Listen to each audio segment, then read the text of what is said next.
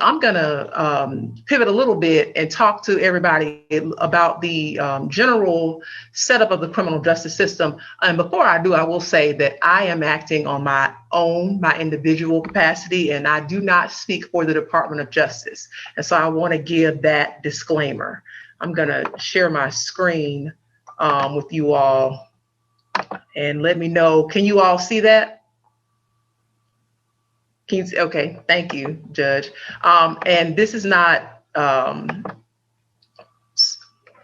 super exhaustive, but I do want to give an overview of the system because I do think there's a lot of misinformation out there, regardless of the source. And so we just want to be able to clear up some things with the understanding that getting involved in the criminal justice system can be cyclical. So once you get in, it's kind of like being a hamster on a wheel. You just keep going, and you can't really, and a person can't really get out, or they don't know the ways in which they can get out. What we see is an intersection of poverty and lack of education. Now, that's the majority of the defendants that I prosecute. And I think that my colleagues would agree with me that there is always an intersection of poverty and lack of education. Now, does that mean if a person is poor or they don't have a high degree of education that they're automatically going to become involved in the criminal justice system? No. But we know from statistics, we know from experience, we know from cases that intersection for people who don't have a high level of education and who come from impoverished homes are more likely to get involved in the criminal justice system because they may not see themselves as having a lot of resources, of being able to seek income and having other opportunities outside of engaging in activities that are illegal. And I would also say this, as a prosecutor, I think a lot of times people don't have a clear understanding of what our jobs are as prosecutors. Our number one job is public safety, is to protect the public and to advocate for victims who are involved in crimes. However, I think a good prosecutor, a reasonable prosecutor who's earnestly seeking to do justice is not going to stop there. It's not just public safety, even though that is the primary objective, but it's also to be fair and have someone receive a punishment, but at the same time that he or she can be rehabilitated, come out of prison or jail, or come off of probation and still be a contributing member of society. We really want that. We want people to be held accountable, and we want them to do better. We want them to feel better. And so I do think it's incumbent on myself and other prosecutors to not stop short, but to have a comprehensive view. But I would like to reiterate again that the number one job is public safety. And so to that extent, my job is to prosecute, and that is the job of other prosecutors, is to first prosecute as well.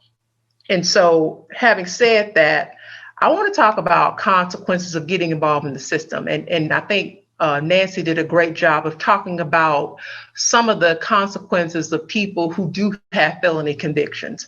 And so one of the things that people want for their life, I think this is across the board, irrespective of people's socioeconomic, political, ethnic, their gender group, people want to be able to provide for themselves, and they want to be able to provide for their families. However, people who have felony convictions can't be in banking, they can't be in law, military, medicine, government employment. And this is important because these areas have the potential to have someone become very financially secure. And so there are avenues that are automatically going to be cut off from a person because he or she has a felony conviction. And so what that means is if a person cannot secure a job where they can become financially stable for themselves and their family, they may feel like they have to go back into behavior or activities that are criminal in nature. And so they cut themselves off. And so it goes back to what I was saying before, being cyclical, going back and forth and not really seeing a way out of it. Something else that people really don't talk about is the educational realm for people who have felony convictions. Most of the time, your normal loans and grants and other financial aid are not going to be available for people who have felony convictions. And this matters because people want to receive education because they want to have an opportunity to improve their lives and those of their families. And so if a person cannot qualify for a grant, cannot qualify to take out a loan, then he or she is not going to be able to attend school. And so they're right back to where they started. And it is disheartening for that particular person. And that's something to think about, that you cannot go to school. You cannot vote. And then something else that I don't think a lot of people pay attention to is the lack of housing options. I've had quite a few defendants who come into court for probation violations, and they say, you know, I don't have a place to live. I don't have a place to go. And that's an unfortunate consequence, because when someone doesn't have a housing option, what that does is it lends itself to homelessness, which creates yet another issue. They don't have a stable place. They cannot check in with their probation officer and provide a residence, which may lead them back to, once again, getting into a spot where they engage in past behavior that they would wind up going back to jail or going back to prison. Also, mental health concerns, abuse, addiction. There are a lot of people who are addicted to drugs, and as a result, they sell drugs. And so we see this spiral into just depression, hopelessness, alcoholism, because they can't see another way out, because yet again, they've got this criminal history that has become a part of their record, and it follows them.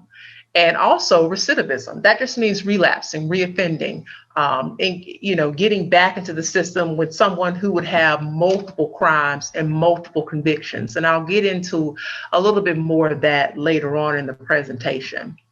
So, but I want to talk about now types of crimes.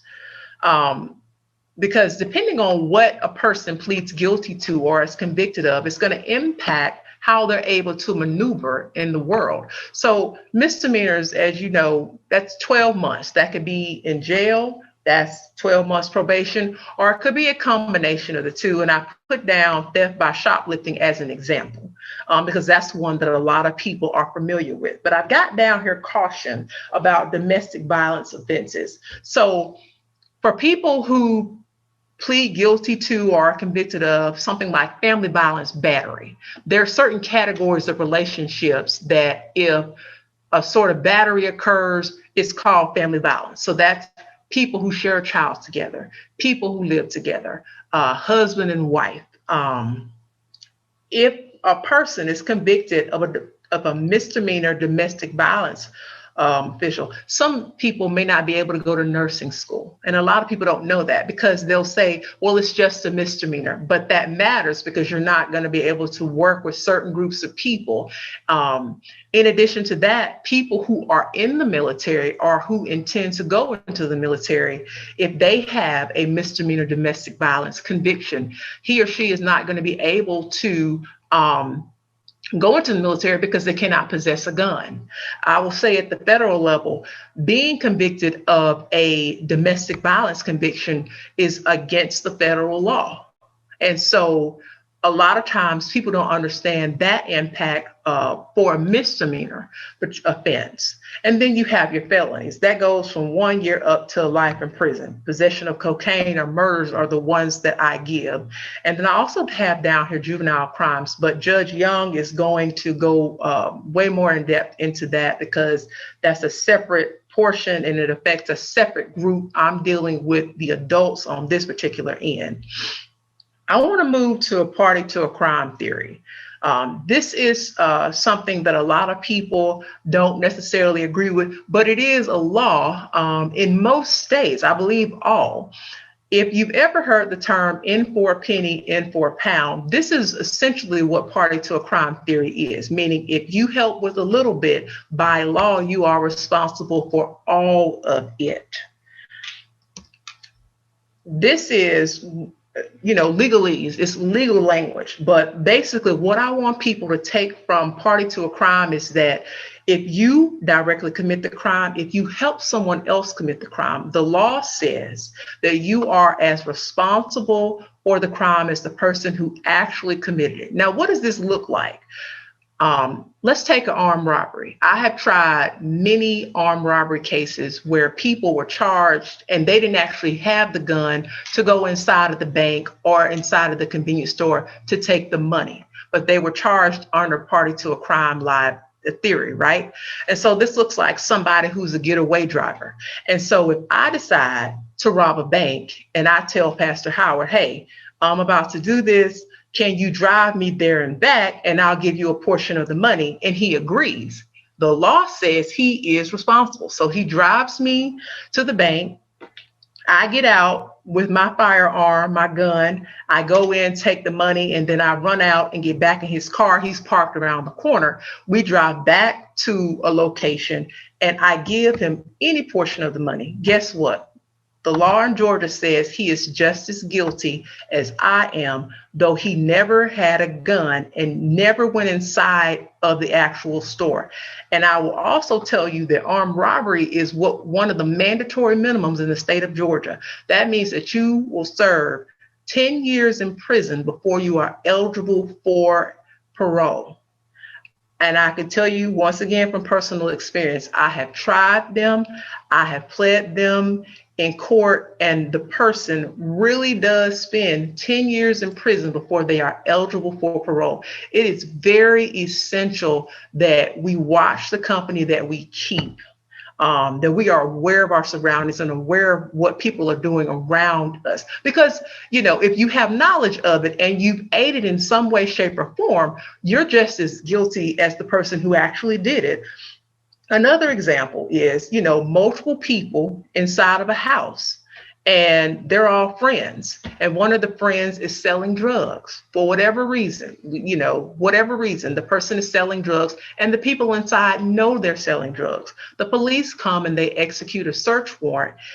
Everybody who has access to the drugs inside of the home by law can be arrested and are technically guilty. Now, you go through the process, people may be, cut off and not prosecuted in the future. But in that very moment, everyone inside of the home is going to be arrested. And so when we think about the impact of just having a felony drug arrest on someone's record, that is still a negative stain or spot. And so it's something to think about. So, if a person is holding drugs for their friend, if they are transporting drugs somewhere for a person.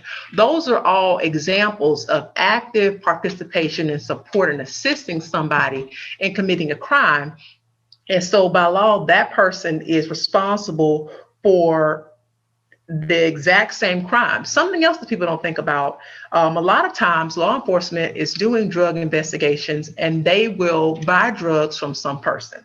So if you and a friend are approached by the police after this investigation, and, if I have money on me and the police are able to trace the money based off of the serial number back to a buy that they did, I can be arrested by law. Now, once again, what happens further on down the road in resolving the case may not be a conviction, but what I'm trying to get people to see and understand and emphasize that even being around them, you can be arrested. And so I want people to be aware of party to a crime. And so if you don't take anything else from this particular portion of the presentation, it's that I am the company that I keep. And if I'm hanging around people who are engaging in illegal behavior, I too could be arrested and charged for what they're doing. And so I just want to, encourage people to watch the company that they're keep in that regard, because, party to a crime is something that a lot of people have a problem with. My goal here is just to help people understand that this is what the law says. And by law, you're in for a penny, you're in for a pound. Can I just jump in for a second, Sister Kill? Yes, sir. Let me tell you something. There are a lot of people out here who watch the first 48. Yes. Yes. Now you would think that people would. First 48 been on for about a decade now, I think. I don't know. I mean, the reruns, they play so many reruns, I'm not sure. You would think that people would get wiser about committing crime by watching these kind of shows, but I digress from that point. Here's the point I'm making. Everything you just talked about with the party to a crime theory, now I had something on some other, but we'll talk about that when you wrap up. This party to a crime thing, I had to jump in on that because these guys get into these interrogation rooms, and these police break them down. They start throwing those charges at them and that time. And you see some of these so-called, now I know, Lachey, I know you done seen it up and down. You see these so-called little tough guys, you know, they out in the street and they, you know, and I mean, I have a particular kind of a affinity towards young people, you know, these young kids, because you talked about earlier, Kim, in terms of your environment, right? And then, I mean, we have some young kids, we have kids that are 16 years old, never been out of their county, right? They've never been, some of them never been out of their neighborhood, you know? And so consequently, they're kind of conditioned by what's around them, but nevertheless, they get into this trouble or they're joining their friends and they get into some situation, and next thing you know, everybody gets booked. And now you're breaking down because you're accomplice to something that you didn't know it was going to go that deep. And so that party to a crime thing is essential to really unpack. And I'm glad you did so, because what I see on that show, and I'm telling you, you hard out there on the street, but boy, them tears get to flowing. Those tears get to rolling, Kim, once these boys get into that interrogation room and they start hearing about these charges and what kind of time these charges carry. And so I just wanted to insert that. Thank you for talking about this party to a crime thing, because I believe a lot of adults needed to kind of hear it in more detail. You understand what I'm saying? Yes, I do, Pastor. And, you know, like I said before, I'm not here to argue whether somebody agrees with it, whether or not they think it should be law. I'm just informing the public that it is what it is. And I have used it to prosecute armed robberies, to prosecute murders, and to prosecute drug crimes. And because the law allows it. And if the government or the state can prove it, then, you know, we are able to charge it. And so, yeah, it really is alarming, the number of people who have been arrested because they are hanging out with the wrong crowd. So, and just even to pivot to the drug piece, and this is another controversial topic because, you know, admittedly, drugs have disproportionately affected the African-American community. Right. And so I'm not here to debate the merits of what drugs should be criminalized, what should be criminalized. I'm just here to present the information at this point. And I would say that I understand how drugs can impact a family and an overall community. I think for a lot of Black people, it hits close to home because we know family members or we know friends who have suffered from drug addiction. And on the flip side, we also know people who have possibly served time for selling drugs, possessing drugs, manufacturing drugs. And so this is not, this is a very sensitive topic. And so I want to make sure I put that out in the beginning. But once again, I go back to, as a prosecutor, I still have to remind people, even as a Black prosecutor, my job is still public safety as a primary concern, and everything else comes secondarily. But people should know that drug laws have changed for those who have little to no criminal history or violent history. So before, when we talk about simple possession, that's possession of cocaine, possession of heroin, possession of methamphetamine. It used to be 1 to 15 years in prison. Now it depends on the weight. And so, and it could be on probation as well. I want to make sure I say that. Now, It just depends on the type of weight you have. It could be 1 to 4, 1 to 8. That's not important. What is important is that the laws have changed and it's based on your weight. And so when you look at something like possession with intent to distribute, that is 5 to 30 years. Now, that 5 years could be on probation or it could be in prison, but that is your range. And I say that because a lot of times when people go to court after having pled guilty to crimes, they can be shocked. Their family and friends who are present in court with them can be shocked as well to really hear what the potential penalties are. And then you've got trafficking. Depending on the amount of drugs that a person has and what they're charged with, they could be called what's trafficking drugs. That could be 28 grams of 28 grams of cocaine, which if we were to pull up a YouTube video or just a picture off the internet, I wish people could see that it's not a large amount, but it's 10 years in prison. And that goes back to the piece that I was saying earlier, watching the company you keep and trying to stay out of trouble. And let me just add this.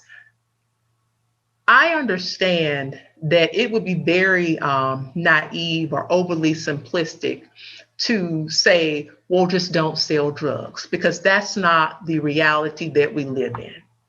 There are people who grow up who don't see opportunities around them, or there are people who grow up and they are in a impoverished home, and that person may want to help his or her mother, or they may want to help their younger siblings, and they don't have the opportunity to attend school, or they don't have an opportunity to receive a loan. And so that person may see, hey, this is a way to make a lot of money to help not only myself, but my family. And so I would be negligent if I did not bring that up, because there are many reasons why people get involved in selling drugs. However, it is important as a prosecutor that I make it known that it's still against the law, and that they can be prosecuted. Although I think it's important to note that it's imperative on the prosecutor to be able to look not just at the crime, not just the what, but the why, and being able to fashion a sentence. And so you have that. Like I said, it's a very, it's a simple yet complex topic when you talk about drugs. One of the positive things, though, is accountability courts, because it's not just prosecution, but it's also rehabilitation, because we want our community to be healthier. We want people to be able to obtain jobs so they can go forward and invest back in the community, right? And so we have accountability courts, your drug court, your veterans court, RSAT, which is the Residential Substance Abuse Treatment Program. That's the drug program out of the state prison system. And then you have your integrated state court system that also addresses mental health concerns. And so when people who are in prison go to these different programs, they're able to develop coping skills. They go to counseling, they get certificates. They're able to come out not only with treatment, but also with a trade, which means that they'll come back into the community where they will reinvest and kind of pay it forward, because ultimately that's what we're looking for. I think a lot of times people say, oh, you know, so-and-so is a good person, this person's a good person. And all of that may be true. But when we go into court, we have to focus on what that particular person did first. Remember, I said the what, and then we talk about the why. And that's how prosecutors are able to fashion a sentence that does take into account a person's conduct, but also takes into account what could be fair and appropriate as to a sentence. And I'll give an example, and I'm sure Judge Young would agree. That could be the difference for someone getting 5 years in prison versus 10 or 15 years in prison. Now, I don't think the person wants to go to prison, but 5 years is definitely better than 10 to 15. And so I think it's a very powerful thing when you have prosecutors who are really seeking to do justice, who can and do exercise discretion. Earlier, Nancy talked about recidivism. I brought it up. It just means having repeated instances, multiple convictions. And so this is important. I want to really talk about this for a minute. You've got state law and you've got federal law. State law, when you talk about recidivist A and recidivist C, everybody's heard of 3 strikes. A is when a person has 1 felony conviction, they get arrested for another felony conviction, and when they plead guilty, they can be sentenced for the longest period of time, so 20 years, but that sentence, that 20 years can be on probation. Now, recidivist C, which is what a lot of people term 3 strikes, that's a person who has 3 felony convictions, and then they get arrested for their 4th felony. And then once they plead guilty at that point, they have to be sentenced to the maximum amount of time in prison that cannot be probated or paroled. So that means if a person is sentenced to 20 years in prison, followed by 10 years on probation, they're going to have to serve 20 years in prison. So why is that important? There is a disconnect a lot of times between state prosecution and federal prosecution. And what I mean by that is this. You'll have a lot of people who come through the state system and get arrested and plead guilty to possession of marijuana or with intent to distribute, possession of cocaine with intent to distribute, trafficking in, types of drugs, your aggravated assault.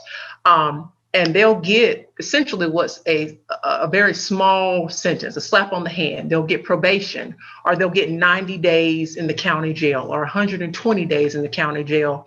And the person may think, hey, I pled to a felony, but I only got, 5 years on probation.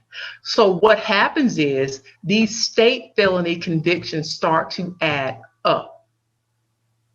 And then, especially for drug offenses, the person is arrested, the federal authorities are contacted, or a federal investigation is launched, and the person subsequently gets arrested and charged at the federal level. So what that looks like is your career offender or armed career criminal statutes. So it's basically the federal version of recidivist crimes. And so you'll have someone who has 2 separate convictions for felony convictions for misdemeanor possession of marijuana with intent to distribute, right? That person is a career offender. So if federally he or she is charged and pleads guilty or is convicted of another felony drug conviction, they're looking at 262 to 327 months in prison. And so that person says, wow, it was just marijuana and I received probation.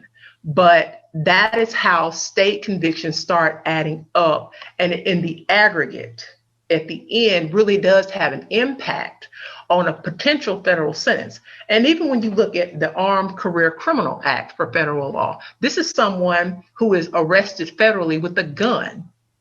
If that person has 3 prior qualifying felony convictions, meaning a serious drug offense, possession with intent, trafficking, manufacturing, or a serious violent felony such as aggravated assault, armed robbery, or murder. If that person is arrested at the federal level for a gun and they plead guilty and or is convicted, that is a mandatory 15 years in prison. So what I want people to take away. Yeah, I'm sorry. Because listen, this is real talk. You talk about some real stuff now. I think Shay wanted to jump in for a second. Oh, okay. I'm sorry. I did. Sorry, Judge. I got on a roll. No, you rolling. But it's hitting home for me because I have a family. You talked about that earlier. Like we all know somebody. This affects. It doesn't just affect the people doing the crime, okay, or that make mistakes or whatever. These issues affect. It ripple effects. Mama, siblings, cousins, and them. And I have a cousin that is a victim of 3 strikes, and so what you're saying right now is really hitting home in another way. But I wanted to hear what Shay wanted to jump in for a second. I don't know, Kim, if you are going to address this, but double jeopardy, and I wanted to are you going to address that? I wasn't, but I will let you address it. Go So ahead. so I just wanted to kind of jump in and kind of explain a little bit. Okay. So Kim told you all that she is a federal prosecutor. Although I am a judge now, I am a former state prosecutor. Okay. And oftentimes, you know, we throw these words around, and double jeopardy is one that people like to throw around, which means that you cannot be convicted or you cannot be tried twice for the same thing. But federal law and state law are different, y'all. It is different. You can be tried for a state law, and specifically, we're talking about drugs and guns together. The federal government, they will, sometimes we work together with the federal government, and the state government will work together, and the federal government will say, okay, I'll take this case. It involves drugs and guns. I'll take it. But sometimes they can do it on their own. They are not beholden to the state. Okay, so you can actually be tried twice for the same thing. I have had clients when I was doing defense work, they pled guilty to an offense where it involved drugs and guns. And then after they pled guilty and were on probation, that same case was picked up by the federal government, and then they were tried federally. Okay, and that is not double jeopardy. It is not considered double jeopardy. So we want to be, you know, very careful, you know, because the federal government does not like drugs and guns together. I mean, neither does the state government, and they have different sentencing guidelines. And I wanted, I'm sorry, not to cut you off, Shay, but the sentencing piece, because if you can be tried by the state, and that means you're getting two different sentences too, correct? Yes. Yes, absolutely. We're gonna turn it back to Kim, but thank you all remember that. Thank you, Judge. And that's the thing. I mean, and what I will say is that at the federal level, there is no parole. You are going to, a person who is convicted of a federal offense is not going to be eligible for parole. And so I just want people to really have a sober perspective or judgment about what's going on. And so, you know, what I want people to take away from the recidivism is that a person's state felony convictions can add up and severely impact them at the federal level, and really could expose them to large amounts of time. And I know Judge Young brought up possession of a firearm. If someone is a convicted felon, they are federally not allowed to possess a firearm, and at the state level either. But even someone who has a misdemeanor domestic violence conviction, by federal law, he or she is not allowed to possess a gun. If someone is an admitted drug user, by federal law, he or she is not allowed to possess a gun, and the person can be arrested and indicted for that. And I can say that is true because I've indicted people for those various crimes. And so it's important to be mindful of what's happening, because if someone gets, quote unquote, what I call a slap on the wrist at the state level, meaning they're not receiving a large amount of time, it's not going to be the same way if that person is federally prosecuted. So something else I want to talk about briefly, Miranda warnings. People make jokes, people talk about this, you know, and suffice it to say, it came from a case from 1966. This was when, you know, Justice Thurgood Marshall was on the bench. And so they were creating a lot of rules. A lot of people think that when they are arrested, the police officers are required to Mirandize them. And that is not the law. That is not correct. What I want people to understand is Miranda is only required when a person is in custody and they are being interrogated or questioned by the police and they are not free to leave. There are a lot of nuances that I'm sure Judge Young and myself, we have briefed and argued. We don't even want to get into that. But a police officer is not legally required to Mirandize a person just because he or she has been arrested. It's only when they are questioning a suspect and the person is not free to leave. So if you are free to leave, Miranda is not required. And whether or not a person decides that they want to speak to police, I'm not even going to discuss it. That's somebody's constitutional right, and it depends on the person. The Fourth Amendment is another one. It prevents unreasonable searches and seizures. I'm not here to argue what unreasonable means. It just means that a search warrant is required to be supported by probable cause, enough information. Now, there are instances and exceptions where a warrant is not required, but for the most part, a search warrant is required for homes, vehicles, cell phones, and other electronic devices, even DNA. And there is a fairly easy process of going about to get it. And I will say, contrary to what your movies and your TV shows show you, because I do watch some of the shows, not a lot, but some of them, you do need a search warrant in the majority of the homes that you see these actors go into. They just kick in a door, right? And they're looking for a suspect or they're looking for evidence. You need a search warrant in real life for that. So I want people to be aware of that. And traffic stops. This is another one, because a lot of people have a misunderstanding of when an officer can stop them, what they can and can't ask. And I want to disabuse people of the notion that there's this high requirement of what police officers can and cannot do, meaning they can ask certain types of questions, right? So officers can conduct a traffic stop if they observe a traffic violation. So if you're speeding, you've got a broken tail light, somebody's not wearing a seatbelt in the car, that's grounds to stop the car, right? Some officers have in their cars a tag reading machine. So it scans different tags for different drivers on the interstate. And so if someone's tag comes back as suspended or they've got canceled registration, that's another lawful ground to conduct a traffic stop. If an officer observes anybody in the car that has a warrant, they can stop that car. If myself and Judge Young are in a car and I've got an outstanding warrant and the officer has knowledge that I have a warrant, they can stop the car to effectuate an arrest.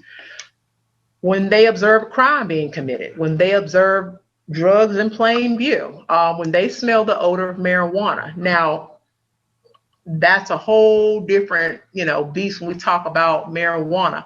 But the law as of today is that if an officer approaches a vehicle and they smell the odor of marijuana, by law, that officer can search the vehicle. Now, once again, a person may not like it, they may not agree with it, but this is the law. They are allowed to search.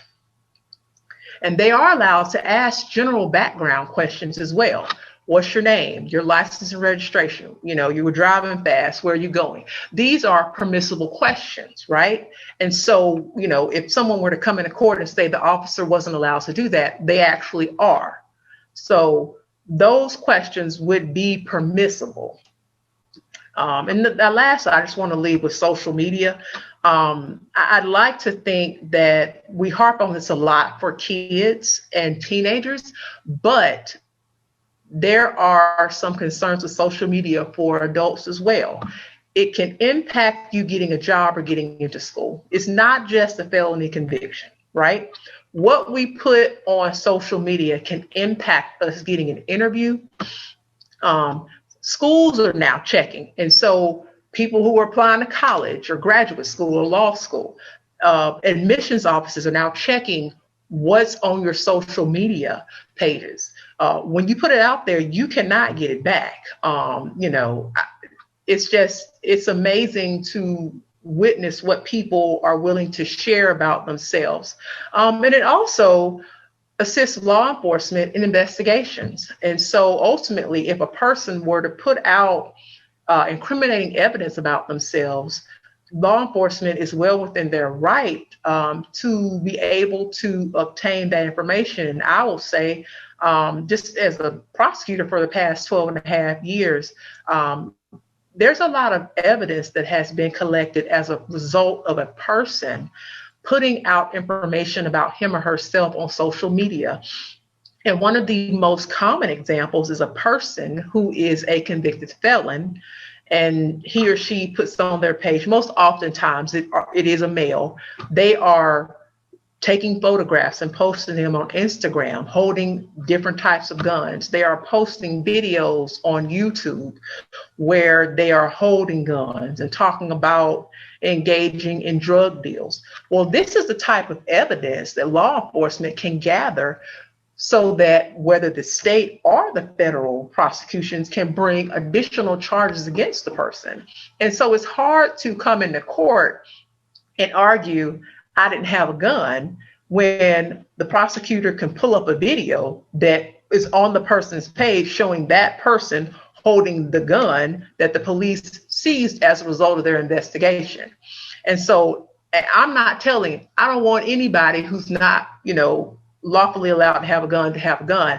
I'm just saying it's important to be mindful of what we put out in social media, because once you release it, you cannot get it back, and you'll have to deal with the aftermath. So that was great, Kim, and it was extensive. I mean, you can I hope, yeah, a lot of that stuff, but I mean, I think that you really hit a lot of the hot topics. I'm really glad that you brought up social media to anchor it, particularly as we're pivoting to the rest of our time. It's going to be dedicated really for Shay to unpack some of this juvenile justice that we're dealing with and what we don't know about it, right? But I'm so glad you brought up social media, because listen, these law enforcement agencies are going to social media first nowadays. They go to social media before they go to your mama. As a matter of fact, they might go to social media to find out who your mama is, right? The social media is so because it's so saturated. It's because it's so used and highly popular amongst youth culture. Not just youth culture, but everybody has a social media page. A lot of folk have a social media page at this point, and so consequently, it is being used to not just for law enforcement agencies to track, right? But like you said, I think you alluded to the fact that jobs, right? I mean, you go interview for a job. You go interview. Some collegiate institutions require interviews, right? And they're going to go to your social media page and see what you're saying, what you're tweeting, what you're posting, what you're TikToking, right? And so we need to be extremely conscious and aware of how we're using that and how we're engaging ourselves in thereof. But you also talked about the warrants, right? And you kind of touched it. You got off of it because I know we definitely want to make sure that we leave a great allotment of time for Shay. But with the warrant situation, particularly off the heels of this Breonna Taylor, right? Somebody may have said, the first thing that jumped in my mind was you said that you have to have a warrant to come into my house. But Breonna Taylor, right? And her fiance, still even claims that they didn't receive any kind of warrant or warning, right? It was a no-knock warrant, I suppose, right? For actually somebody else who didn't even live there. And so can you talk about that just for a moment? Can you talk about that and help us understand that? Particularly the culture who says you're supposed to have a warrant to enter, and yet you knock down this girl's door, the person you're looking for isn't even there, and you kill her and shoot her fiance. And so can you touch on that for a moment? Well, and I would say, of course, Breonna Taylor's death is tragic and just unfortunate. Every state law is different, and I don't know what Kentucky state law is. Gotcha. But I can say that no-knock warrants are still legal in the state of Georgia, and they are issued for different reasons. If a suspect is dangerous and there's proof of it based off of a law enforcement investigation of a person, a no-knock could be issued. And admittedly, I have had cases where we have used no-knock warrants, and thankfully no one has been injured or killed as a result. But there are times where if a suspect is deemed to be dangerous based off of evidence and other information collected within the investigation, no-knock warrants are used. And I mentioned earlier that there are exceptions to warrants. You have an exigent circumstance. An example would be, if we know that a child's been abducted, right? And the abductor has taken the child into the house and we know that the child is in the house. We don't need a warrant for that particular example. But for the most part, warrants are required to go to a residence. Another example is if someone is on parole or probation, they would have a Fourth Amendment waiver, meaning they could be searched by their parole or probation officer, and in order to just search them or their person, an officer would not need a search warrant in that instance as well. But generally, you do need a warrant supported by probable cause. I think one thing that may bother some people or be a cause for concern is that, and I hate to say the court of public opinion, but that's what we see because, we do a lot of social media. We look at, TV shows and movies. Probable cause is not beyond a reasonable doubt. And so if you have law enforcement who have enough evidence, who have sufficient evidence that they could go to a judge and say, it's more likely than not that a crime is being committed, and specifically, this is the crime that's being committed, that judge is going to sign the search warrant. And as I've said, I understand that it might be a sensitive point for certain people, but most oftentimes that's how it happens. When you go to someone's house, there typically is a set block of time where law enforcement is going to go. They are announcing themselves, and they go in and they say, we have a search warrant. They go in and search the premises. But I want to be clear, probable cause is not beyond a reasonable doubt. And so there does not have to be this over influx of information that's put into the warrant. Now, it has to have enough information and it has to meet the legal standard, but it doesn't have to be every single thing that the officers know. Now, going back to Breonna Taylor, I don't know the details, and so I'm certainly not going to comment on it. Based off of what I have observed, it seems like there were some issues or concerns, but other than that, I don't know what's going to happen other than what everybody else knows in public. I only know what happens in Georgia with the warrants that I have been involved in. It's just, let me just say this too. The majority of law enforcement are good people. And I'm fortunate that the majority of the law enforcement officers that I've worked with have been, they're good officers, and there have been no injuries. There have been no illnesses. There's been no death, excuse me. But, admittedly, I think as with every single group of people, you do have some bad apples that unfortunately make the overall group look bad. And I think as any reasonable and credible prosecutor is going to agree with me in that you do have a couple of bad apples. But overall, the officers that I work with are good people, and they're just trying to do their job. And we do it according to the law. So that's my portion on search warrants. I hope I answered your question. You got to it, but I hear you. It's a delicate balance, man. And yes, as we wrap up, I'll talk more, but I want to really pivot and turn our attention to Shay, because this is what she does is very near and dear to me, because I have a special affinity.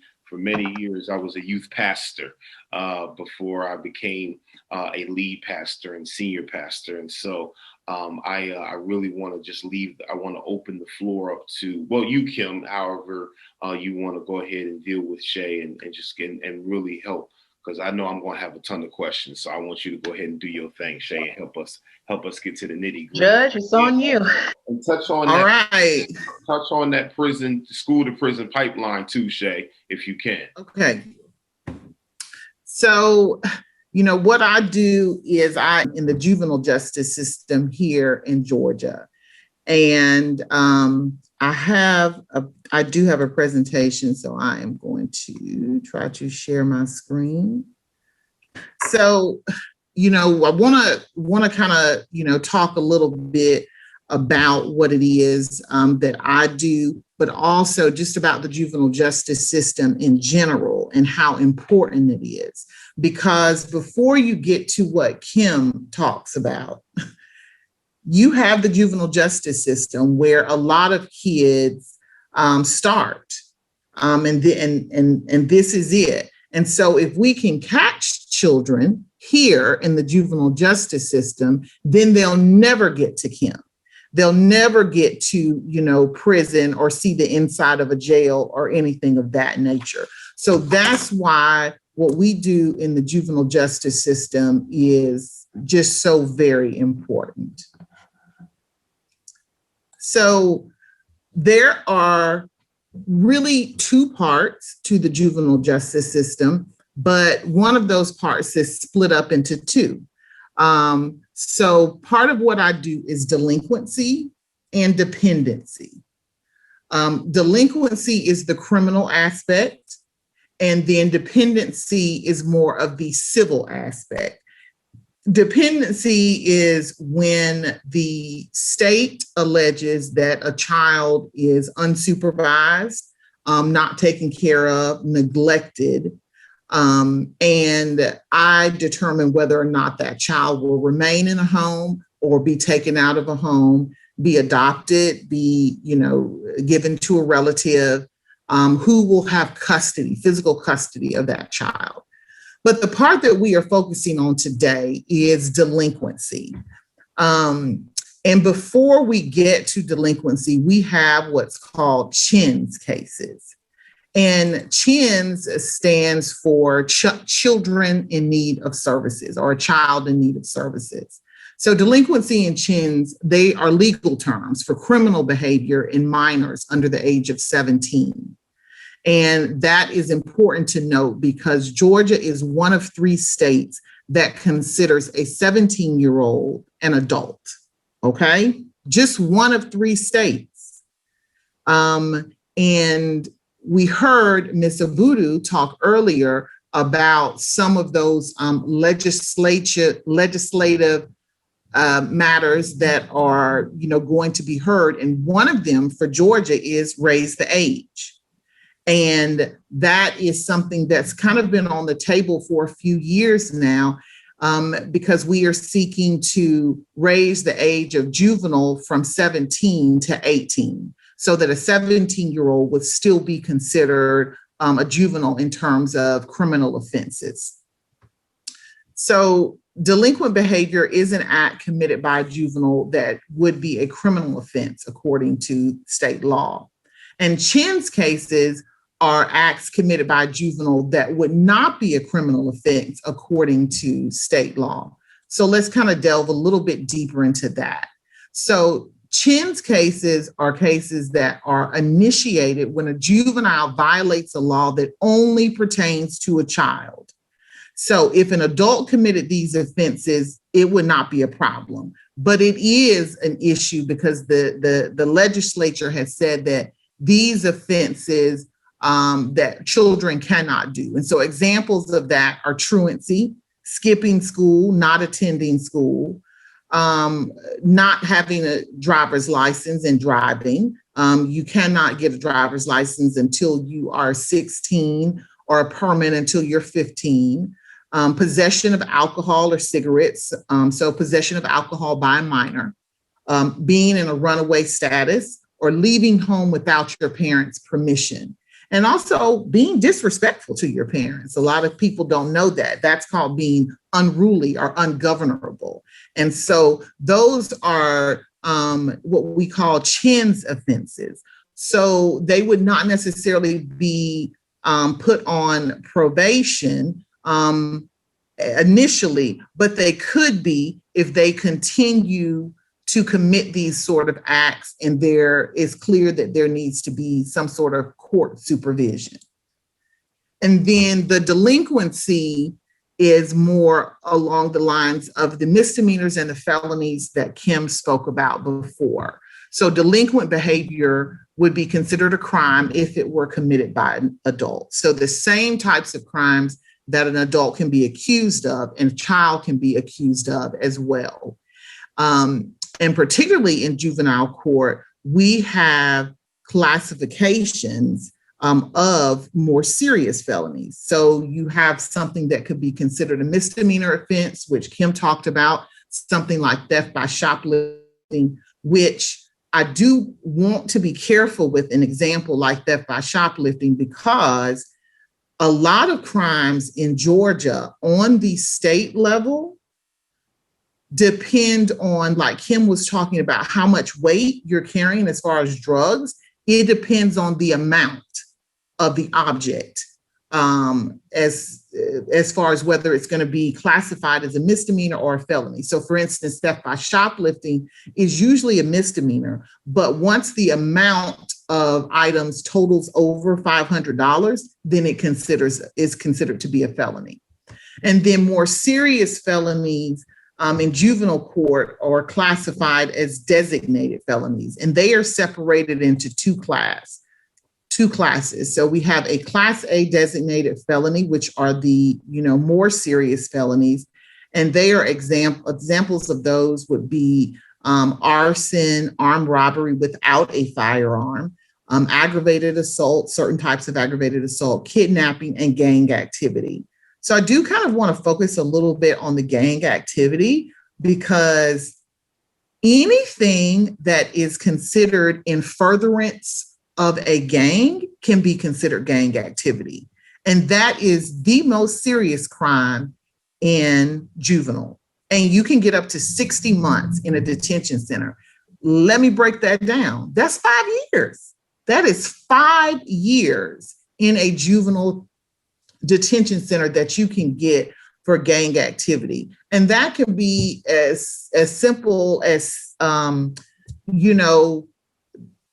getting in a fight with somebody and saying, on crip, I'm beating you on crip, or shouting out your gang or whatever that might be. They could consider that a violation of the Street Gang Terrorism Act. And you could be possibly sentenced up to 5 years in a juvenile detention center. Then we have the Class B designated felonies that hold up to 36 months in a youth detention center. And that is something like robbery, smash and grab burglary, a battery on a school official, or a second motor vehicle theft, and then other forms of aggravated assault. So what rights do juveniles have? They have the same rights as adults do, and then additional rights. So they do have a right to have a parent or a guardian contacted immediately if they are suspected of something, or if an officer wants to question them. And so let me be clear that, the key word in that is contact. Okay. They do have the right to have a parent and guardian present before they can be questioned by authorities.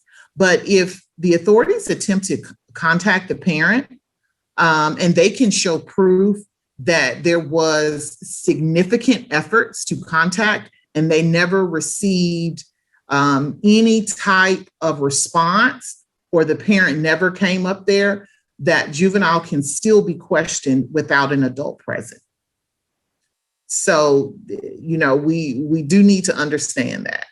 They have a right to be represented by an attorney at a trial, and a right to not be placed with adult offenders. The juvenile justice system has jurisdiction over a child until they are 21 years of age. So if they have been sentenced in a juvenile detention center at the age of 16, and they have been sentenced under juvenile law, they can stay there until they're 21. And juveniles have the right to not have their names or photographs made public. So oftentimes when we see the news and it involves a juvenile, they will not show their picture or mugshot, and they will most likely, if you've ever seen any case law involving a juvenile, they will just use initials. So it will say, in the interest of JCH. So it will not have their full names. So juvenile courts in the juvenile justice system are focused on rehabilitation rather than punishing. So you have to work real hard in the juvenile justice system to get sent away, or you have to commit a pretty serious crime. And that is because, our focus is on, rehabilitation and not, and that particular juvenile not having further contact with the system when they are adult. Judges have a lot of flexibility because the main goal is not to punish them. So, for instance, a lot of times when I have a detention hearing, which is like an arrest, the first hearing that they would have after the arrest, and a parent says to me, I want them to stay in because they need to learn their lesson, and I have to explain to them that's not what this is about.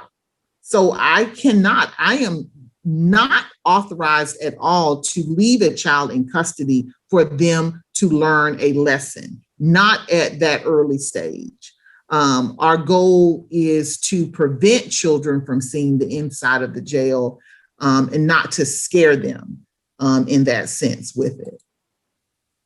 And likewise, this is the mission statement of the Department of Juvenile Justice, and they are tasked with the custody of juveniles, as far as ones that are charged with any criminal offenses. And their mission is to protect and serve the citizens of Georgia by holding young offenders accountable for their actions through the delivery of services and sanctions in appropriate settings, and by supporting youth in their communities to become productive and law-abiding citizens. And I just wanted to kind of capture their mission, because really that is the mission of juvenile court in general. It is not to send people to prison or to jail. It is to provide resources so that they can become productive citizens and give back to society. So as far as the juvenile court procedure is concerned, it starts with the filing of a complaint, and then it is kind of decided at that point whether the charges in that complaint are significant enough for the child to be held. If the child is held, then we will have a detention hearing within 72 hours.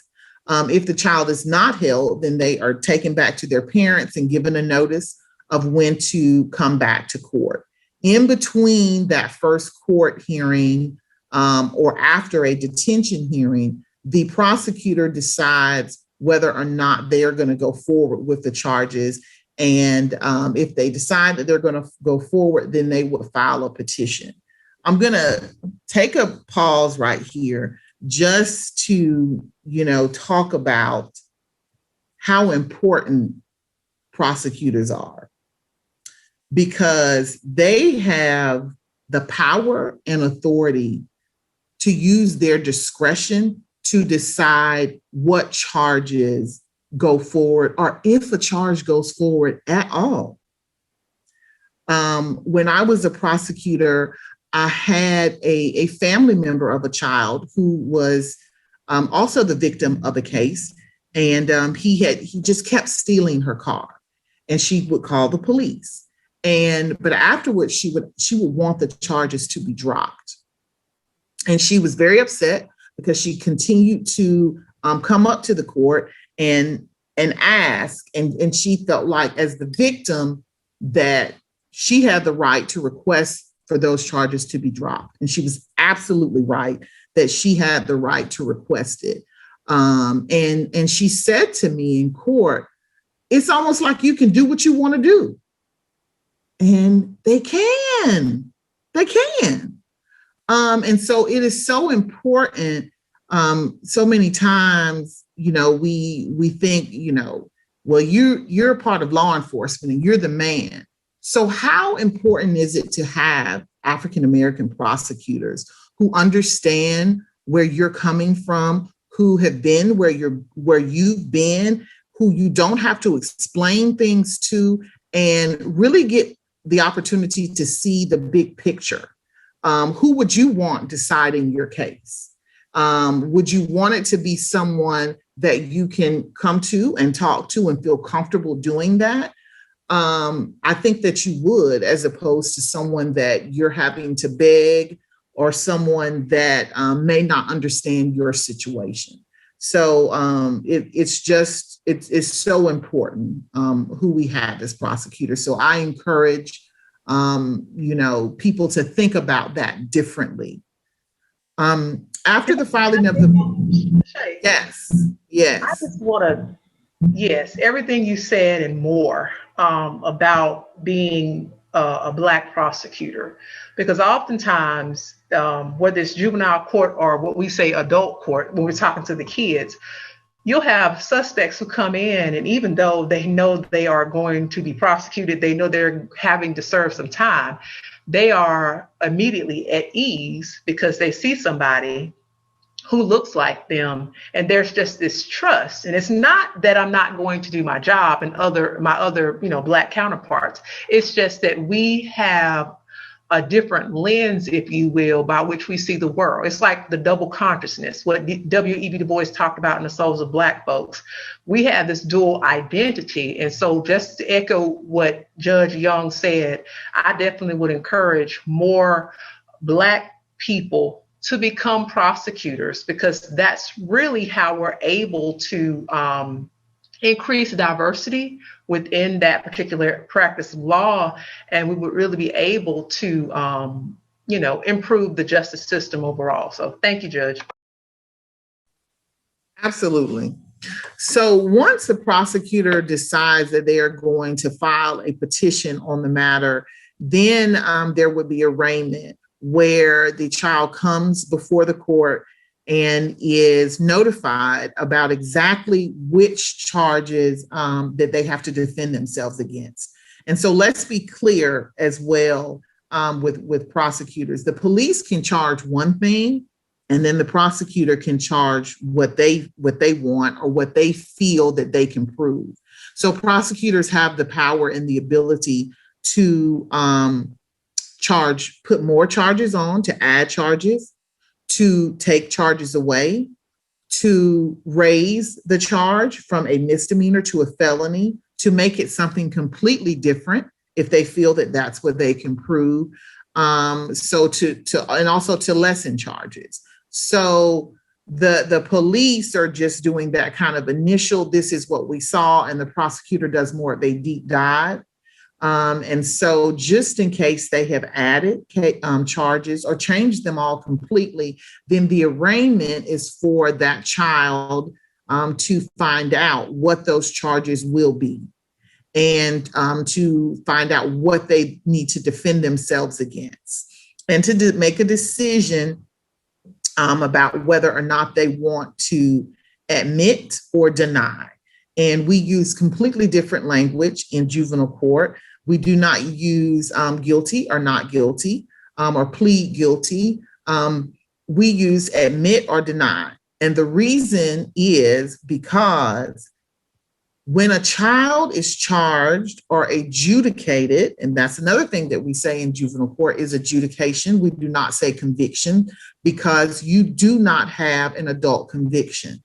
Although you may have a juvenile records are kept sealed, and they are kept in that particular county.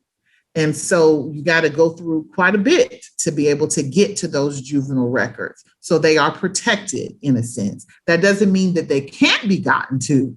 It just means that they are very heavily protected. And that does not mean that you have been convicted of a crime. You are only convicted if you are an adult and enter a guilty plea, or if you are tried as an adult, which we will talk about later.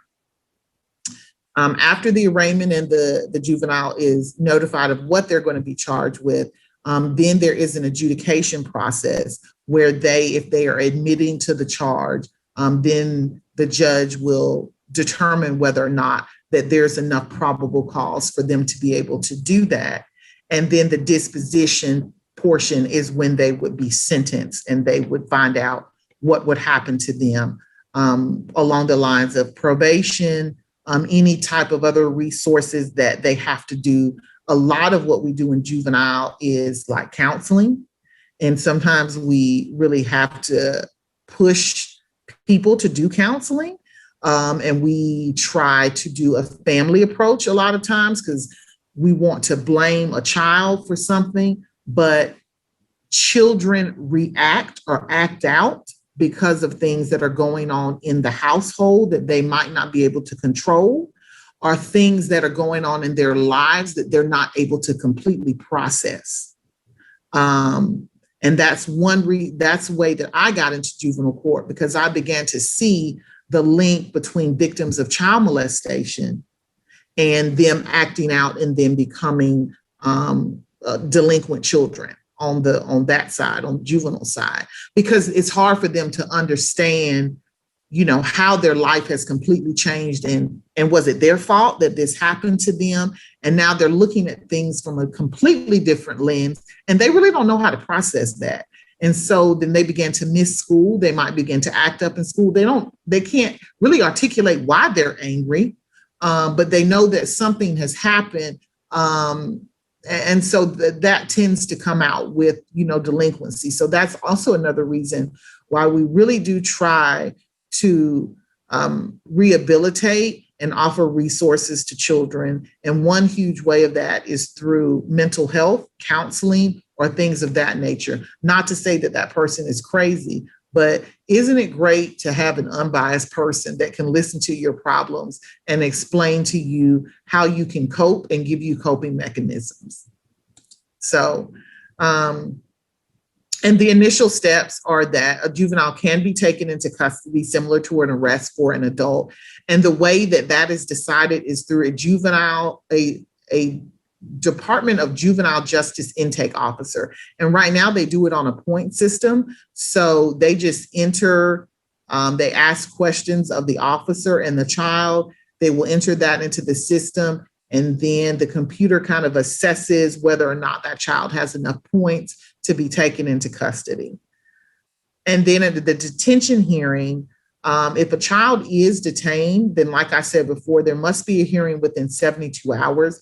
And I will determine whether or not that child will remain held, whether they will go back home to their parent or guardian, or whether they will be held in some non-secure facility.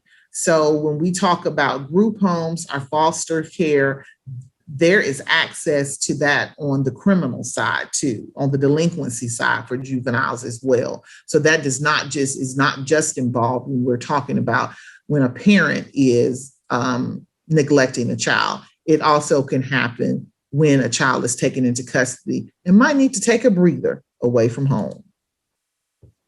So possible outcomes in juvenile cases are an informal adjustment, and that's kind of like a diversion program where if that juvenile is a first-time offender, then and this says must admit guilt to the judge, and that is actually, I'm supposed to appeal. They do not have to admit guilt, and they are under court supervision for 90 days. And if they finish the case, then that case is dismissed. Or there will be an adjudicatory hearing where the judge determines the guilt or innocence. And in juvenile court, there are no juries, okay? No juries. So a lot of times when we hear, people say, put 12 in the box, they talking about a jury. We don't have that in juvenile court. You want to know who the jury is? It's me. So I hear the case and I determine, whether or not there is enough evidence to prove that beyond a reasonable doubt. Okay. So that's a little bit different in juvenile court. And then sentencing, the judge also rules on, any punishments as far as probation, youth detention center, mandatory counseling, and all of those things. And juveniles can appeal their cases. So that is not the end. I am not the end of the road. There are judges above me that the case can be appealed to. So let's kind of talk about juveniles that are treated as adults. I don't know if you all have ever heard of what we call the 7 deadly sins. And so those 7 deadly sins have been extended to 10, okay? And as long as the juvenile is 13 years of age, they will automatically be tried as an adult if they are arrested and charged with any of these 10 offenses: murder, second-degree murder, voluntary manslaughter, rape, aggravated sodomy, aggravated child molestation, aggravated sexual battery, armed robbery with a firearm, aggravated assault on a public safety officer with a firearm, and aggravated battery on a public safety officer. So those are 10 offenses that I don't care if I know you, know your mama, know your pastor, I just don't have any control over.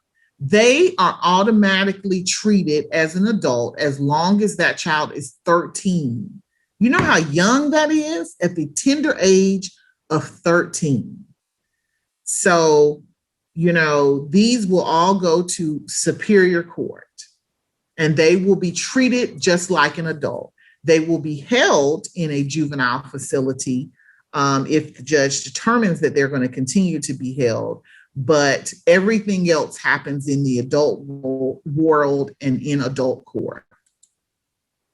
And so the possible consequences of a child being charged as an adult, it's the same consequences they would have as an adult. So if it is life in prison, then they would do life in prison. They would stay in, if they were convicted of life, they would remain in a juvenile detention facility until they are 17. And then on their 17th birthday, they are transported to prison. That's what they get for their 17th birthday. Likewise, if a child is held temporarily and their case has not yet been tried and they are held in a juvenile facility, on their 17th birthday, they are transported to the LEC, to the jail.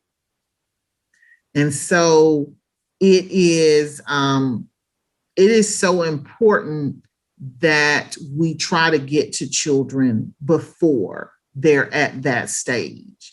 And we really do, try to do that.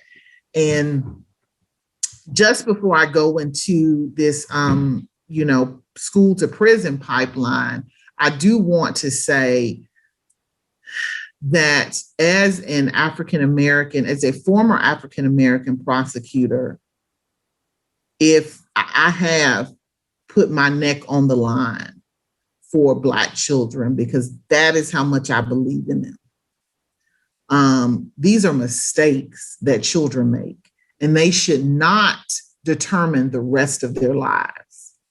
And I have even advocated for children that in the juvenile system that will have an additional adult charge. One particular, gentleman had an armed robbery that caught up with him, and he is now my child because I put my neck on the line for him and asked that that case be brought back to juvenile court. This is when I was a prosecutor. And so he and I are connected for life. And so now that I am a judge, he and I will continue to work together. And part of what he's willing to do is talk to other kids about his journey, through the system. And that's part of him giving back, because not just myself, but, juvenile probation officers, all of us kind of got together and really, gave back, to him. So he's in turn going to give back to other kids.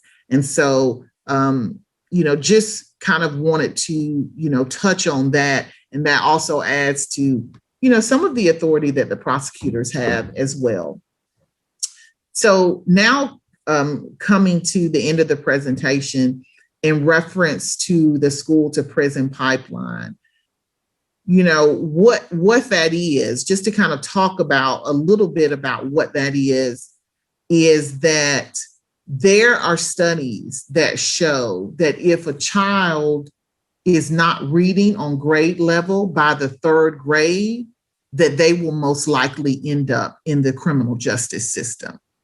If they are not doing certain things by a certain age, research shows that they are most likely that they can continue schooling, but that will still most likely lead to some sort of criminal activity that will lead them, to prison. And so part of what we want to do as a community and as a church is to disrupt that school to prison pipeline. So one way that we are trying to do that in Bibb County is through the School Justice Partnership. And as many of you know, our new district attorney here in Macon, Bibb County, our judicial circuit, is a member of our church. And so the School Justice Partnership was previously in place before she came, but she is working to make it so much larger and on a larger scale. What the School Justice Partnership initially was it took focus, what we called Focus Act, or offenses that are ordinarily committed at schools that are referred to juvenile court. And those offenses, as opposed to those children now coming into the courtroom to see me, they will be referred to resources. And we try to get to the root of what the cause was, particularly when we have kids who, might be charged with, fighting, and they've never gotten in trouble before. They ain't never missed a day at school, or they're charged with theft, as opposed to those children being diverted to court. The school has the ability to offer them resources on different levels to try to find out what that root cause is, and to try to help not only the child, but a lot of times the family. And they do have a lot of caseworkers that help with that are assigned to the School Justice Partnership. And I know they do work very closely with juvenile court. And I know, they find out various things, like you have a kid who, stole a phone, an iPhone in school. And then you find out that the reason he took that iPhone was because he and his family are not homeless. They're living in a hotel. His mother cannot afford to buy him, or hardly can afford to meet his basic necessities. And kids are, picking at him at school about what he wears. And then he cannot communicate with his grandmother, who would offer help to his family. So he, took somebody's phone so he can call his grandmother, to say, hey, we need some help. Yeah, somebody need to come and get us. And so just being able to find out those root causes and get to the root of that could have been a kid that could have been trapped up in the justice system. And now, we are helping his whole family, helping them to gain housing. Some kids, you find out they're doing stuff because they need glasses and they can't even see. But their parents don't have the money to, be able to afford those things. So we're being able to help them with those things as opposed to criminalize them. And so that is, one way that we're starting to really interrupt that school to prison pipeline. And I'm just so excited now to be working with Madam DA, Anita Reynolds Howard, so that we can work together to do even more, not just for kids in school, but for all of the kids in the community that might be their first time committing offenses or even their second time. But let's find out really what the root is. And that allows us to then, for me as a judge, to be able to focus on more serious crimes in the courtroom, as opposed to this little petty stuff that we really can, work out outside of the courtroom. So that is, pretty much all I have. So Pastor Howard, if you have some questions, please, let me know. You are Kim. I am so thankful for this presentation, and I'm thankful for the way that you unpacked what you do and what the juvenile courts look like, and how these processes tend to more or less play out. Because there are a lot of people who have no idea what they're dealing with. You have a child who gets into some trouble, and for the first time, Mama got to deal with it. You have to go to court. You don't know what to expect. You don't know. You try to figure out who I need to talk to, whatever have you. And so I just really appreciate you really unpacking that. But particularly that last move and you talking about just the impact of the school to prison pipeline and how much it's believed in. Right. Like, I mean, you talked about how the statistics show it. And there are people that are requesting these statistics. There's a reason why we're tracking it. Right. Because there are people that are invested. Prison is big business. OK, yeah. Let's be very clear. Right. We talk about it within a socially conscious manner when we talk about social justice system. But jail is in there, all right? Prison and jail is kind of in the mix going on in the background. And that's where you will end up if you commit a crime.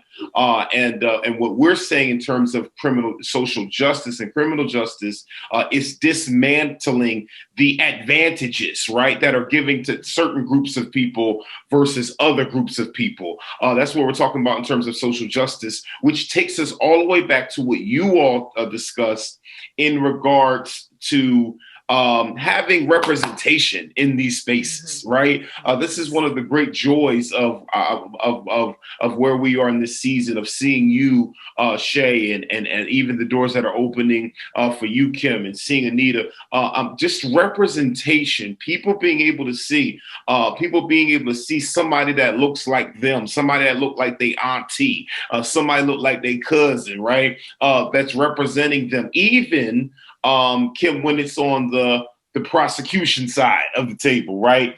You say, hopefully sister go easy on me, man. You know what I'm saying? And so I just want to appreciate that because, and Kim, particularly you don't have an easy job. You don't have an easy job at all in being a prosecutor because you're kind of already looked to as the villain, right? In terms of from the defendant side anyway. The state looks at the defendant as the villain and the defendant looks at the state or the feds as the villain. And so I guess that exchange is going on. But Shay, I want to know in what kind of ways, right? In what kind of ways particularly as you look at the pandemic and so many children who are going to be falling through the cracks, right? We know that I think the number's at 3 million nationwide that are going to fall through the cracks, have totally missed school since the pandemic. What are the ways that organizations like the church can actually partner? The reason why I'm bringing this up is because this is what we're working towards at Hope Nation, that we can actually work with the Juvenile Justice Department and not just throwing a barbecue, right? You know what I mean? What are the ways that we can systemically, because when you talk about social justice, you have to deal with what's in front of you, but you're talking about systemic issues. So what are the ways in which we as the church could partner with the juvenile justice system to work on some of these systemic woes that our communities are facing? So one of the ways that I see that the church can work with the system is through, partnerships. And, you have to be, this symposium is so awesome because this is the first step in educating the community, in educating the parishioners about what is going on in this system. Because let's be clear, just because you're in the church doesn't mean that some of these things cannot happen to you, or that, you or your child cannot get caught up in the system in some sort of way. Right. So that's the first step in educating, and then becoming partners. Because as we know, a lot of Black families are being headed by single moms. And so, just sometimes the stepping in of a male figure, a Black male figure, is just an awesome experience for a child. And not just that, but,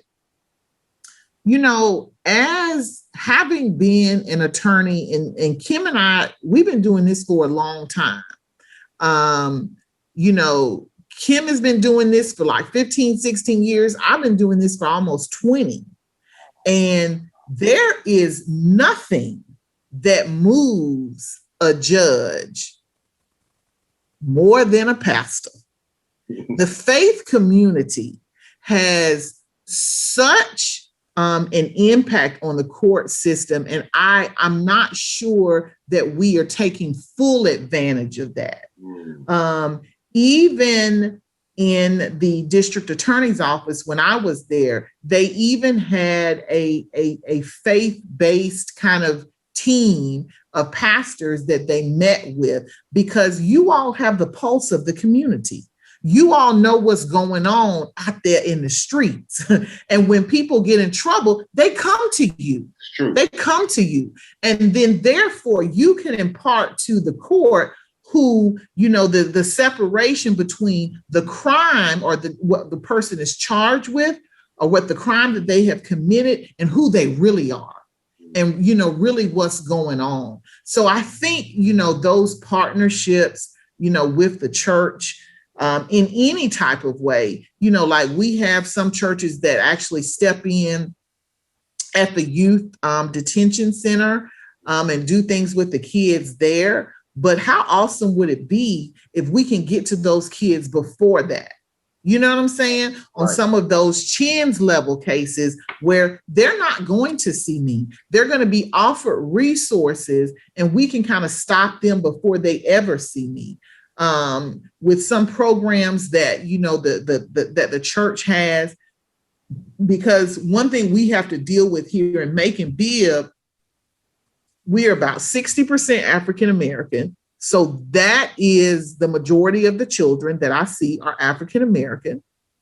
And then we have a very high rate of poverty. So we all know the different things that poverty, the effects of poverty. One of them is a lot of people don't have transportation. And so we have all these resources and programs. How are they going to get to them?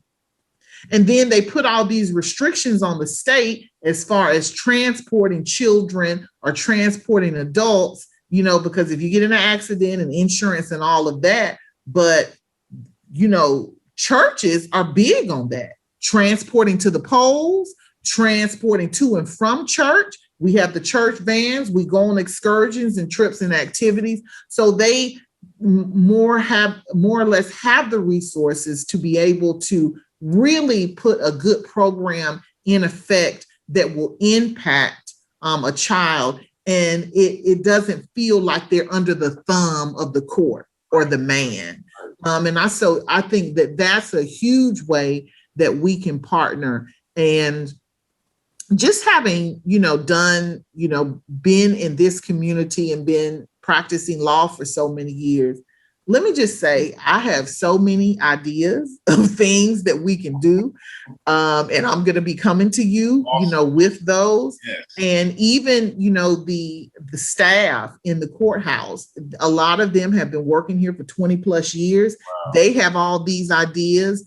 And they've come to me because they feel like, well, she's new and she might be open to this.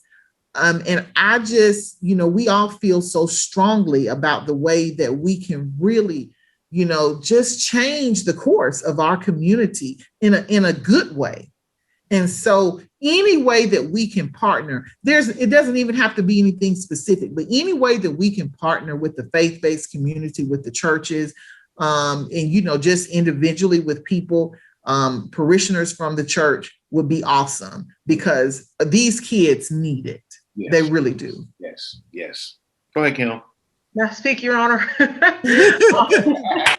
No, and you know what? As Shay was talking, there are other churches. Like one of the best. Like when I was in college and my first year of law school, I interned at the Kings County DA's office in Brooklyn, New York. Right. They still have this phenomenal program called YCP, which is Youth and Congregations in Partnership. So basically, when kids would get in trouble, they had this coalition of faith-based places, Christian denomination, Muslim, Jewish, and they would act as mentors, and they would follow these kids, and they really would help equip them with resources. And that could be, I'm not saying, we want to deal with the Jewish community or, whatever you decide with the mosque or anything, but just serving as mentors. There are churches who do, we do a little bit of this when we do Bible study, we feed the teens, but having the church open up as a place for mentorship, after school programs with literacy.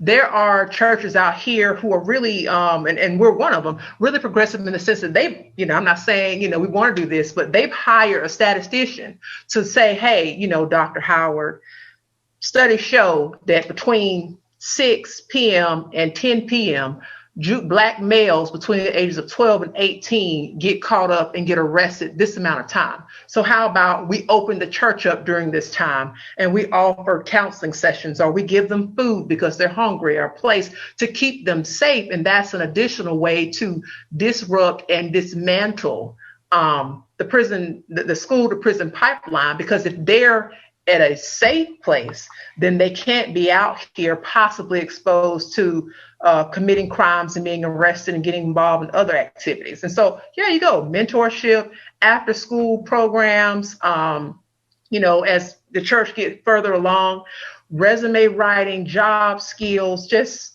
and to echo what Shay said, we should not be depending on any sort of state or federal government to help us be the active voice in our community. And if I can plug for tithes and offerings, that's why it's important to give to the church, because when we pay tithes and offerings, we essentially take back our community because we don't need outside assistance. We would have the money to do these things ourselves. Yeah. So that's my 2 cents. No, that's good. It's a good 2 cents. To add a little bit more than 2. I'll tell you that. And it was good. It was good stuff. Because I totally agree with you in the ways. I am a product of that. The church saved my life. If it wasn't for the church, I really don't know where I would be. And if it wasn't for my mother, even when I would get in trouble, because I was a very hyperactive child. I'll put it mildly. I was very, but even when I would get in trouble, one thing my mother wouldn't stop. Like, I would be on punishment, but she would still allow me to go to that church, choir rehearsal, mime ministry, whatever I was in. She would say, the church is something different, and it ended up saving my life. And so I am in agreement of everything that you just said, Kim, and Judge Young. Listen, we got to wrap this thing up, and I wanna just some short closing remarks, because on something that we spotted on here and there throughout this entire dialogue. And I'm really excited about the ways in which we're going to present this to our community. But y'all listen, the people that are in the courts, working in the courts, the prosecutors, the judges, they aren't the enemy. And I think that oftentimes the community, particularly our community, specifically with prosecutors, that's what they see. They see the enemy. And this is somebody who's trying to send me to jail. Okay, this is somebody who's trying to give me a bunch of time or whatever have you. And that's not necessarily the case, particularly when you take into the dynamics or the fullness of somebody's experience, which you were talking about earlier, Kim, looking at their background, where they come from, what's their situation at home, right? And so you're not the enemy. You have a job to do. As a judge, as a prosecutor, you have a job to do, but a part of that job is to also be understanding and compassionate to the human condition and to your fellow individuals who you come in contact with, no matter what their race, color, or creed, or religion is, or gender, or whatever have you, right? You have a job to do, but you also have a responsibility as a moral agent of sorts, to really not just look at the black and white, but you have to really look at what fills this thing in. And so can you talk of just a very short, in wrapping this thing up, what you try to do in your capacity, what you try to do in terms of that balance, in terms of doing your job, but also doing it in a way where you take humanity seriously and you really try to do what you can to really make the people better.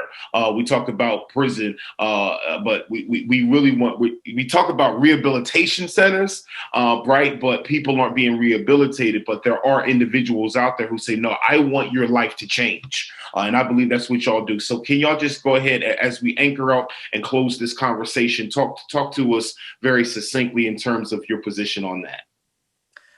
For me, I would say that what has been so eye-opening for me is actually living in the community where I prosecute or where I judge. Yeah.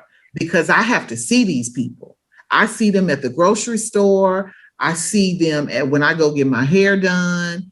And so what that instills in me is that if I'm going to see you, it is a reminder to always treat people with respect, because at the end of the day, they might not agree with your decision, but they will respect it because you listen to them and allow them to be heard. I always allow people to be heard in the courtroom, and that's very important to them. People feel like they are railroaded through the system because nobody explains to them what's going on. They aren't allowed to have a voice, and they have no idea what has happened to them and until it's actually happened. And so just being respectful of people, and it doesn't matter who they are, even a child. I'm respectful to children and when I see them, when I see their parents in the grocery store, hey, how Johnny doing? Good. Listen, he better not come back in front of me again. Let's talk about this. And I talk to the child, and they know that. So they will say, is it that black lady again? That black lady with those dreads? Because they know that, and I will talk to them and see them, and I recognize them. And that's been so beautiful, because when they do see me at the grocery store out in the community, they know that I live here and that I'm invested in them. And I continue those relationships with them. Even the children, at the school, I do that, and I try to, give back in that way and volunteer and allow them to come and see what it is that I do in court. And I feel like that makes a difference with establishing those relationships and that trust with those families and those children.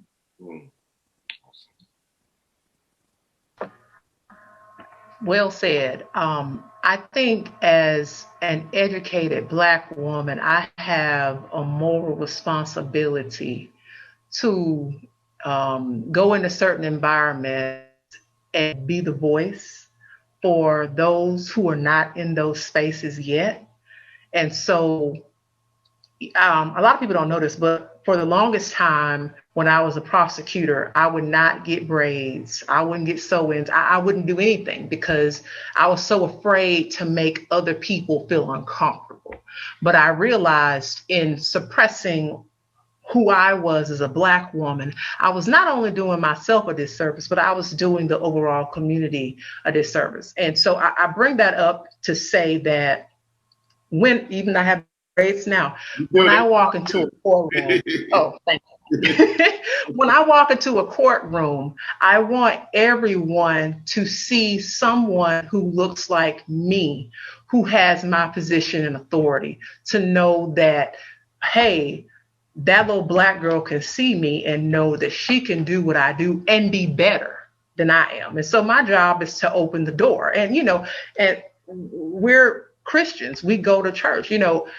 Jesus came and he gave us these gifts so that we could use it in the body of Christ to advance the mission. And so if I can't help someone else, then why am I doing what I'm doing? I became a prosecutor because I wanted to help people. And help comes in various forms. And I was raised that you treat people with respect. And part of the reason why I can identify is because I did grow up poor. I know what it's like to have family members be in prison. my father is a convicted felon, has never voted, never been able to vote. And most people they'll know it now, but a lot of people don't know that. And so it hits home for me. And so I understand what that looks like. And so to the extent that I could help someone recover something and encourage them, even though they may have to go up the river, as people say, for a while, I'm going to do that. And that's what I think the role of a Black prosecutor encompasses. It's just to light the way to help people, bring people after me, and just to help people get out of the system, and to know that somebody, while I may give you that whooping, I'm still rooting for you. Yes. Because I want you to be better and do better, because when person A is better, the community is better. So, and thanks again, Pastor Howard, for, even supporting us doing this. So thank you a lot for that. Daddy used to say years ago, this hurts me more than this gonna hurt me. This hurts me.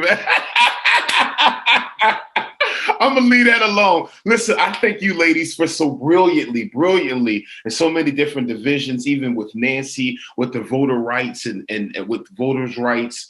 And then, of course, the criminal justice system and the overview of that from the state and the federal level, from you, Kim, and then the juvenile justice system, which I don't think gets enough airtime. And I don't think it gets enough airtime, in which I'm grateful that we're able to give it a platform and say, this is important to talk about. It's necessary, because if we can have the conversation here, we can stop them from getting to Kim, like you said earlier, Shay, like you said earlier, and that was as spot on point. And I'm just so grateful for this conversation. It was so brilliant. It was so robust. And there's so much more to talk about. That's what's crazy about this. We could go on for another hour, but certainly we're just grateful for all that was shared. And so thank you so much, Hope Nation. Listen, all of this information is going to continue to be dispelled, and we're going to be doing it's actually going to be in parts. And so I want you to really be on the lookout for everything that we're going to be pushing out with the content. And we're not done with this, because there is so much more to be discussed in our community. And we want to invite you to share any questions that you might have for us. We have members right now that are dealing with family that are going through criminal justice issues, that are facing court dates and so on and so forth. Children that are having issues in juvenile justice, or we have young adults who are curious, young people who are curious about law or curious about being a lawyer, being a judge, and this might even inspire them and give them an understanding of where they might want to be. And so if you have any questions,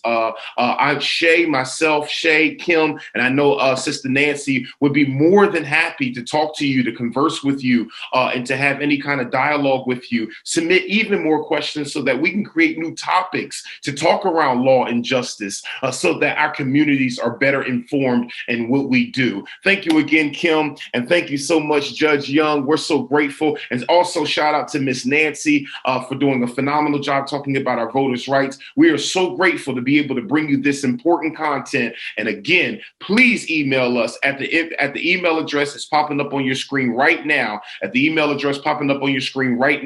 Email us any questions, contents, or even any suggestions on future content. On behalf of myself and Kim and Judge Young, you will have an absolutely phenomenal week. Be inspired, be empowered, and never forget to spread hope. Peace.